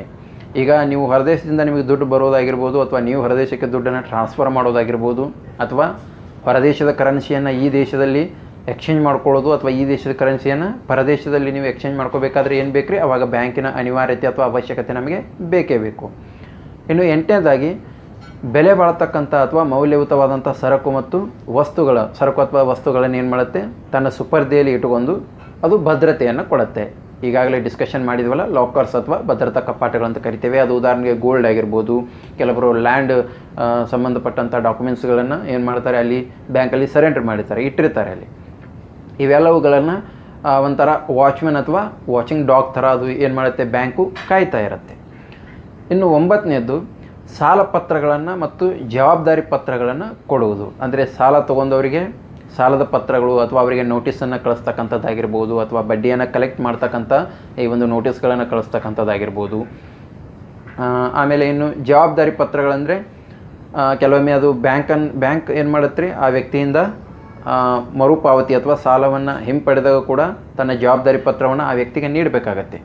ಆಮೇಲೆ ಇತ್ತ ಡೆಪಾಸಿಟ್ ಕೊಟ್ಟಂಥ ವ್ಯಕ್ತಿ ಅಥವಾ ಡೆಪಾಸಿಟ್ ನೀಡಿದಂಥ ವ್ಯಕ್ತಿಗೂ ಕೂಡ ಜವಾಬ್ದಾರಿ ಪತ್ರವನ್ನು ಅಥವಾ ಈ ಒಂದು ಡೆಪಾಸಿಟ್ ಸ್ಲಿಪ್ ಅಥವಾ ನಾವು ಸರ್ಟಿಫಿಕೇಟ್ ಅಂತ ಕರಿತೀವಲ್ಲ, ಅದನ್ನು ಕೂಡ ಕೊಡಬೇಕು. ಈ ಥರ ಏನು ಮಾಡುತ್ತೆ, ಸಾಲ ಪತ್ರಗಳನ್ನು ಸಂಬಂಧಿಸಿದವರಿಗೆ ಜವಾಬ್ದಾರಿ ಪತ್ರಗಳನ್ನು ಕೂಡ ಈ ಠೇವಣಿದಾರರೇ ಅಥವಾ ತನ್ನ ಗ್ರಾಹಕರಿಗೆ ನೀಡ್ತಕ್ಕಂಥ ಕೆಲಸವನ್ನು ಬ್ಯಾಂಕ್ ಮಾಡುತ್ತೆ. ಇನ್ನು 10ನೇದು ಸರ್ಕಾರದ ಹಣಕಾಸಿನ ವ್ಯವಹಾರಗಳಲ್ಲಿ ಕೂಡ ಬ್ಯಾಂಕ್ ತನ್ನ ಪಾತ್ರವನ್ನು ನಿರ್ವಹಿಸುತ್ತೆ. ಈಗ ಉದಾಹರಣೆಗೆ ಸರ್ಕಾರಿ ನೌಕರರಾಗಿದ್ದರೆ ಸರ್ಕಾರಿ ನೌಕರಿಗೆ ಸಂಬಳವನ್ನು ಕೊಡ್ತಕ್ಕಂಥವ್ರು ಯಾರು, ಸರ್ಕಾರನೇ ಕೊಡುತ್ತೆ. ಆದರೆ ಸರ್ಕಾರನೇ ನೇರವಾಗಿ ಹಣವನ್ನು ಅವ್ರ ಖಾತೆಗೆ ಜಮೆ ಮಾಡೋದಿಲ್ಲ. ಆ ಹಣವನ್ನು ಸರ್ಕಾರ ಕೊಟ್ಟಂಥ ಆ ತೆರಿಗೆ ಹಣವನ್ನು ಬ್ಯಾಂಕುಗಳಿಗೆ ನೀಡುತ್ತೆ, ಅಥವಾ ಬ್ಯಾಂಕುಗಳು ಆ ಹಣವನ್ನು ಕಲೆಕ್ಟ್ ಮಾಡಿಕೊಂಡು ಸಂಬಂಧಪಟ್ಟಂಥ ಈ ಒಂದು ಏನ್ರಿ ನೌಕರರಿಗೆ ಅಥವಾ ಸಂಬಂಧಪಟ್ಟಂಥ ಸಿಬ್ಬಂದಿಗೆ ಏನು ಮಾಡುತ್ತೆ, ಜಮೆ ಮಾಡುತ್ತೆ. ಈ ಥರ ಏನು ಮಾಡುತ್ತೆ, ಬ್ಯಾಂಕು ಸರ್ಕಾರ ಮತ್ತು ಈ ಒಂದು ನೌಕರರ ಮಧ್ಯೆ ಕೂಡ ಏಜೆಂಟ್ ಥರ ಕೆಲಸವನ್ನು ಮಾಡುತ್ತೆ. ಆಮೇಲೆ ಬ್ಯಾಂಕರಿಗೂ ಮತ್ತು ಗ್ರಾಹಕನ ನಡುವೆ ಯಾವ ಥರನಾದಂಥ ಸಂಬಂಧ ಇರುತ್ತೆ, ಆ ಒಂದು ಪಾಯಿಂಟನ್ನು ನಾವು ಡಿಸ್ಕಷನನ್ನು ಮಾಡೋಣ. ಅಂದರೆ ಬ್ಯಾಂಕರ್ ಮತ್ತು ಗ್ರಾಹಕನ ನಡುವೆ ಯಾವ ಥರನಾದಂಥ ಸಂಬಂಧ, ಸೌಹಾರ್ದಯುತ ಸಂಬಂಧ ಇರುತ್ತೆ. ಮುಖ್ಯವಾಗಿ 2 ರೀತಿಯಾದಂಥ ಸಂಬಂಧಗಳನ್ನು ನಾವು ಕಾಣ್ತೀವಿ. ಮೊದಲನೇದಾಗಿ ಸಾಮಾನ್ಯ ಸಂಬಂಧ, 2ನೇದು ವಿಶೇಷ ಸಂಬಂಧ ಅಂತ. ಈಗ ಅವುಗಳ ಬಗ್ಗೆ ಸ್ವಲ್ಪ ವಿವರವಾಗಿ ನೋಡ್ತಾ ಹೋಗೋಣ. ಮೊದಲನೇದಾಗಿ ಸಾಮಾನ್ಯ ಸಂಬಂಧ. ಇದರಲ್ಲಿ 3 ರೀತಿಯಾದಂಥ ಸಂಬಂಧ ಇರುತ್ತೆ. ಮೊದಲನೇದಾಗಿ ಇದು ಪ್ರಾಥಮಿಕ ಸಂಬಂಧ, ಅಂದರೆ ಸಾಲಗಾರರು ಮತ್ತು ಸಾಲಿಗ ಇವರ ಸಂಬಂಧ. ಅಂದರೆ ಬ್ಯಾಂಕು ಯಾರಿಗೆ ಸಾಲ ಕೊಟ್ಟಿರುತ್ತೆ ಮತ್ತು ಬ್ಯಾಂಕ್ ತಾನೇ ಏನಾಗಿರುತ್ತೆ ರೀ, ಸಾಲಿಗ ಅಥವಾ ಕೊಟ್ಟಂಥ ವ್ಯಕ್ತಿ ಅಥವಾ ಬ್ಯಾಂಕ್ ನಮ್ಮ ಮೂಲಕ ಹಣವನ್ನು ಕಲೆಕ್ಟ್ ಮಾಡಿದರೂ ಕೂಡ ಅದನ್ನು ವಸೂಲಿ ಮಾಡ್ತಕ್ಕಂಥ ಜವಾಬ್ದಾರಿ ಬ್ಯಾಂಕಿಗೆ ಇರುತ್ತೆ. ಯಾಕಂದರೆ ನಾವು ಬ್ಯಾಂಕನ್ನು ನೋಡಿ ಸಾಲ ಕೊಟ್ಟಿರ್ತೇವೆ ಹೊರತು ಸಾಲಗಾರರು ನಮಗೆ ಪರಿಚಯ ಇರೋದಿಲ್ಲ, ಆ ಕೆಲಸ. ಇನ್ನು ಆ ಥರದ ಸಂಬಂಧ. ಇನ್ನು 2ನೇದು ಸಹಾಯಕ ಅಥವಾ ಉಪಕಾರಿ ಸಂಬಂಧ. ಅಂದರೆ ಪರಸ್ಪರರಲ್ಲಿ ಕೂಡ ಏನು, ನಮಗೆ ಠೇವಣಿಯನ್ನು ಕೊಡೋ ಮೂಲಕ ನಮ್ಮ ಒಂದು ಆರ್ಥಿಕತೆಗೆ ಸ್ವಲ್ಪ ಪುಷ್ಟಿಯನ್ನು ಕೊಡುತ್ತೆ, ಈ ಥರ ನಮಗೆ ಉಪಕಾರವನ್ನು ಮಾಡುತ್ತೆ. ಆಮೇಲೆ ಸಾಲಗಾರನಿಗೂ ಕೂಡ ಸಾಲ ರೂಪದಲ್ಲಿ ಹಣವನ್ನು ಒದಗಿಸಿ, ಆತನಿಗೆ ಅವಶ್ಯಕತೆ ಇದ್ದಷ್ಟು ಹಣವನ್ನು ಸಂದರ್ಭಕ್ಕೆ ತಕ್ಕಂತೆ ಒದಗಿಸಿ ಆತನಿಗೂ ಕೂಡ ಸಹಾಯವನ್ನು ಮಾಡುತ್ತೆ. ಆ ನಂತರ ನಮ್ಮಿಂದ ಕಲೆಕ್ಟ್ ಮಾಡಿರ್ತಕ್ಕಂಥ ಹಣಕ್ಕೆ ಕಡಿಮೆ ಪ್ರಮಾಣದ ಬಡ್ಡಿಯನ್ನು ಕೊಟ್ಟು ಸಾಲಗಾರರಿಂದ ಹೆಚ್ಚಿನ ಪ್ರಮಾಣದ ಬಡ್ಡಿಯನ್ನು ತೆಗೆದುಕೊಂಡು ತಾನೂ ಕೂಡ ಒಂದು ಉಪಕಾರವನ್ನು ಮಾಡಿಕೊಳ್ಳುತ್ತೆ. ಈ ಥರ ಪರಸ್ಪರರಲ್ಲಿ ಸಹಾಯಕ ಮತ್ತು ಉಪಕಾರ ಸಂಬಂಧ ಗ್ರಾಹಕರು, ಬ್ಯಾಂಕು, ಸಾಲಗಾರರು ಇವರೆಲ್ಲರ ನಡುವೆ ಇರುತ್ತೆ. ನಿಯೋಗಿ ಅಥವಾ ಕಾರುಬಾರಿ ಮತ್ತು ಮುಖ್ಯಸ್ಥನ ಸಂಬಂಧ ಅಂದರೆ ಬ್ಯಾಂಕ್ ಏನು ಈಗಾಗಲೇ ಹೇಳಿದ್ವಲ್ಲ, ಮಧ್ಯವರ್ತಿಯಾಗಿ ಗ್ರಾಹಕರು ಸಾಲಗಾರರ ಮಧ್ಯೆ ಕೆಲಸವನ್ನು ಮಾಡಿದರೆ ಇತ್ತ ಮುಖ್ಯಸ್ಥ ಅಂದರೆ ಬ್ಯಾಂಕು ತಂದೆ ಆದಂಥ ಒಂದು ಏನಿರುತ್ತೆ ರೀ ಕಾರ್ಯಚಟುವಟಿಕೆ ಇರುತ್ತೆ. ಸೊ ಅದಕ್ಕೆ ಶೇರ್ ಹೋಲ್ಡರ್ಸ್ ಅಂತ ಇರ್ತಾರೆ, ಆಮೇಲೆ ಬ್ಯಾಂಕ್ನ ಪ್ರಾಥಮಿಕ ಸದಸ್ಯರು ಇರ್ತಾರೆ, ಆಮೇಲೆ ಬ್ಯಾಂಕನ್ನು ಸ್ಥಾಪನೆ ಮಾಡ್ತಕ್ಕಂಥ ಸಂದರ್ಭದಲ್ಲಿ ಠೇವಣಿಯನ್ನು ಕೊಟ್ಟಂಥವ್ರು, ಅವರಿಗೆ ನಾವು ಶೇರ್ಸನ್ನು ಅವರು ಪಾರ್ಟಿಸಿಪೇಷನ್ ಮಾಡಿರ್ತಾರೆ. ಸೊ ಅವರಿಗೆಲ್ಲ ಏನಾಗುತ್ತೆ, ಮುಖ್ಯಸ್ಥನ ಸಂಬಂಧದ ರೂಪದಲ್ಲಿ ಕೆಲಸವನ್ನು ಮಾಡುತ್ತೆ. ಆಮೇಲೆ ಖಾತೆಯನ್ನು ನಿರ್ವಹಣೆ ಮಾಡಿ ಆ ಬ್ಯಾಂಕ್ ಏನು ಮಾಡುತ್ತೆ, ತನ್ನ ಒಡೆತನವನ್ನು ಪ್ರತಿಯೊಂದು ಖಾತೆ ಮೇಲೆ ಹೊಂದಿರುತ್ತೆ. ಇದು ಯಾವ ಖಾತೆ ಅಂದರೆ SBI ಖಾತೆ, ಇದು ಯಾವ ಖಾತೆ ICICI ಬ್ಯಾಂಕ್ನ ಖಾತೆ. ಈ ಥರ ಒಂದು ಒಡೆಯ ಅಥವಾ ಮುಖ್ಯಸ್ಥನ ರೀತಿಯಾದಂಥ ಸಂಬಂಧವನ್ನು ಕೂಡ ಬ್ಯಾಂಕ್ ಹೊಂದಿರುತ್ತೆ. ಇನ್ನು ಎರಡನೇದು ವಿಶೇಷ ಸಂಬಂಧ. ಅದರಲ್ಲಿ ಮೊದಲೇದು ಅಂದರೆ ಗ್ರಾಹಕರ ಬೇಡಿಕೆಗಳನ್ನು ಮನ್ನಣೆ ಮಾಡೋದು. ಈಗ ಅಥವಾ ಗ್ರಾಹಕರ ಬೇಡಿಕೆಗಳನ್ನು ಯಾವ ರೂಪದಲ್ಲಿ ಇರ್ತವೆ, ಕೆಲವೊಮ್ಮೆ ಚೆಕ್ಗಳ ರೂಪದಲ್ಲಿ ನಾವು ಏನು ಮಾಡ್ತೀವಿ, ನಮ್ಮ ಬೇಡಿಕೆಗಳನ್ನು ಕೊಡ್ತೀವಿ. ಅಂದರೆ ಈ ಖಾತೆಯಿಂದ ಈ ಖಾತೆಗೆ ಹಣವನ್ನು ವರ್ಗಾವಣೆ ಮಾಡಿ. ಇಲ್ಲ ಕೆಲವೊಮ್ಮೆ DDಗಳ ಮೂಲಕ ನಾವು ಚೆಕ್ ಮತ್ತು DDಗಳನ್ನು ಕೊಟ್ಟು ಏನು ಮಾಡ್ತೀವಿ ರೀ, ನಮ್ಮ ಹಣವನ್ನು ಅಥವಾ ನಮಗೆ ಈ ವ್ಯಕ್ತಿ ಹೆಸರಿಗೆ ಅಥವಾ ಈ ಸಂಸ್ಥೆಯ ಹೆಸರಿಗೆ ಏನು ಬೇಕು, ದುಡ್ಡನ್ನು ಕಳಿಸ್ತಕ್ಕಂಥ ಒಂದು ಸೇವೆ ಬೇಕು. ಆಗ ಏನು ಮಾಡುತ್ತೆ ಬ್ಯಾಂಕು, ಅದು ಯಾವುದನ್ನು ರಿಜೆಕ್ಟ್ ಮಾಡೋದಿಲ್ಲ. ಅದು ಗ್ರಾಹಕರಿಂದ ಚೆಕ್ಗಳನ್ನು ಅಥವಾ DDಗಳನ್ನು ಕಲೆಕ್ಟ್ ಮಾಡಿಕೊಂಡು ಅದಕ್ಕೆ ಮನ್ನಣೆಯನ್ನು ಕೊಟ್ಟು ತನ್ನ ಸೇವೆಯನ್ನು ಕೊಡುತ್ತೆ. ಇನ್ನು ಎರಡನೇದು, ಪ್ರತಿ ಗ್ರಾಹಕರ ಲೆಕ್ಕಗಳನ್ನು ಗೌಪ್ಯತೆಯಿಂದ ಮೇಂಟೈನ್ ಮಾಡುತ್ತೆ. ಅಂದರೆ ಪ್ರತಿಯೊಂದು ಗ್ರಾಹಕರು ಕೂಡ ಬ್ಯಾಂಕಿಗೆ ಇಂಪಾರ್ಟೆಂಟೇ. ಇವತ್ತು ಬ್ಯಾಂಕಲ್ಲಿ 50 ಲಕ್ಷ ಇಟ್ಟಂಥ ವ್ಯಕ್ತಿಯು ಕೂಡ ಬ್ಯಾಂಕಿಗೆ ಸರಿ ಸಮಾನನೇ. ಇತ್ತ ಬ್ಯಾಂಕ್ನಲ್ಲಿ ಕೇವಲ 5,000 ರೂಪಾಯಿ ಅಮೌಂಟನ್ನು ಇಟ್ಟಂಥ ವ್ಯಕ್ತಿಯು ಕೂಡ ಬ್ಯಾಂಕಿಗೆ ಏಕಮಾತ್ರನೇ. ಇಲ್ಲಿ ಹೆಚ್ಚಿಗೆ ದುಡ್ಡು ಇಟ್ಟಂಥವು ಮಾತ್ರ ನನ್ನ ಕಸ್ಟಮರು ಕಡಿಮೆ ದುಡ್ಡು ಇಟ್ಟಿದ್ದಾರೆ, ಇದು ಯಾವುದನ್ನು ಅವರು ಡಿಸ್ಕ್ಲೋಸ್ ಮಾಡೋದಿಲ್ಲ. ಬೇಕಿದ್ರೆ ನೀವು ನಿಮ್ಮ ಸಮೀಪದಲ್ಲಿ ಇರ್ತಕ್ಕಂಥ ಒಂದು ಬ್ಯಾಂಕಿಗೆ ನೀವು ವಿಸಿಟ್ ಮಾಡಿ, ಯಾರ್ದೋ ಒಂದು ಪಾಸ್ಬುಕ್ಕನ್ನು ನೀವು ತೆಗೆದುಕೊಂಡು ಹೋದರೆ ಅವರು ಆ ಅಕೌಂಟಲ್ಲಿ ಇರ್ತಕ್ಕಂಥ ಒಂದು ಡಿಟೇಲನ್ನು ನಿಮಗೆ ಅವರು ಕೊಡೋದಿಲ್ಲ. ಯಾಕಂದರೆ ಅವ್ರು ಹೇಳ್ತಾರೆ, ನೀವು ಏನೇ ಥರನಾದಂಥ ಸಂಬಂಧ ಆ ವ್ಯಕ್ತಿಯೊಂದಿಗೆ ಹೊಂದಿದ್ರೂ ಕೂಡ ಬ್ಯಾಂಕ್ ಲಾನಲ್ಲಿ ಆ ಥರ ಬರೋದಿಲ್ಲ. ಈ ಥರ ಏನು ಮಾಡುತ್ತೆ ರೀ, ಬ್ಯಾಂಕು ಪ್ರತಿಯೊಬ್ಬ ಗ್ರಾಹಕರ ಲೆಕ್ಕಪತ್ರದ ಗೌಪ್ಯತೆಯನ್ನು ಮೇಂಟೈನ್ ಮಾಡುತ್ತೆ. ಆ ಕಾರಣಕ್ಕಾಗಿಯೇ ಗ್ರಾಹಕ ಬ್ಯಾಂಕನ್ನು ನಂಬಿ ಆ ಸಂಸ್ಥೆಯಲ್ಲಿ, ಆ ಹಣಕಾಸಿನ ಸಂಸ್ಥೆಯಲ್ಲಿ ಏನು ಮಾಡಿರ್ತಾನೆ ರೀ, ತನ್ನ ಒಂದು ದುಡಿದಂಥ ದುಡ್ಡನ್ನು, ಉಳಿತಾಯದ ದುಡ್ಡನ್ನು ಭದ್ರವಾಗಿ ಇರುತ್ತೆ ಅನ್ನೋ ಭಾವನೆಯಿಂದನೇ ಜಮೆ ಮಾಡಿರ್ತಾನೆ. ಹೀಗಾಗಿ ಬ್ಯಾಂಕು ಆ ಒಂದು ಗೌಪ್ಯತೆಯನ್ನು ಮೇಂಟೈನ್ ಮಾಡಲೇಬೇಕು. ಅಂದಾಗ ಮಾತ್ರ ಆ ಬ್ಯಾಂಕು ತನ್ನ ಒಂದು ಗ್ರಾಹಕರ ಹಿತಾಸಕ್ತಿ ಮತ್ತು ಗ್ರಾಹಕರ ಒಂದು ವಿಶ್ವಾಸವನ್ನು ಗಳಿಸ್ಕೊಳ್ಳಿಕ್ಕೆ ಸಾಧ್ಯ. ಆಮೇಲೆ ಬ್ಯಾಂಕುಗಳು ನೀಡ್ತಕ್ಕಂಥ ಸೇವೆಗಳು ಯಾವಿದ್ದಾವೆ, ಈಗ ನಿಮಗೆ ಗೊತ್ತಾಯ್ತಲ್ಲ, ಸಾಮಾನ್ಯ ಸಂಬಂಧ ಯಾವ ಥರ ಇರುತ್ತೆ, ಇನ್ನು ವಿಶೇಷ ಸಂಬಂಧ ಯಾವ ಥರ ಇರುತ್ತೆ. ಆಮೇಲೆ ಇನ್ನು ಬ್ಯಾಂಕುಗಳು ಇತ್ತೀಚೆಗಂತೂ ಬ್ಯಾಂಕುಗಳು ಸಾಕಷ್ಟು ರೀತಿಯಾದಂಥ ಸೇವೆಗಳನ್ನು ಸಾರ್ವಜನಿಕರಿಗೆ ಅಥವಾ ಗ್ರಾಹಕರಿಗೆ ನೀಡ್ತಾ ಬರ್ತಾ ಇದ್ದಾವೆ. ಮೊದಲನೇದಾಗಿ ಡೆಬಿಟ್ ಕಾರ್ಡು.